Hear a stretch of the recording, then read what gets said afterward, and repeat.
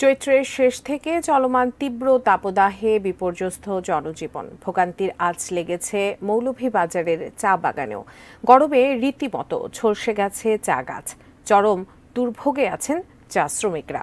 প্রায় প্রতিদিনই মৌলভীবাজারে তাপমাত্রার পারদ ৩৫ ডিগ্রি ছাড়িয়ে যাচ্ছে। তীব্র গরমে পুড়ছে চা বাগান। দেখা মিলছে না নতুন কুড়ির, কোথাও পুড়ে যাচ্ছে গাছ। চা শ্রমিকরা জানান, এ গরমেও সকাল ৮টা থেকে বিকেল ৪টা পর্যন্ত কাজ করতে হয় তাদের। দিনভর কাজ করে বড়জোর ১০ থেকে ১৫ কেজি পাতা সংগ্রহ করা যায়। চলমান পরিস্থিতিতে পাতা সংগ্রহের পাশাপাশি গাছের পরিচর্যায় শ্রমিকদের বাড়তি খাটুনি হচ্ছে। গরমে অনেকেই অসুস্থ হয়ে পড়ছেন। হিট স্ট্রোকের ঝুঁকিতে রয়েছেন চা শ্রমিকরা, বলছেন বাগানের নেতারা।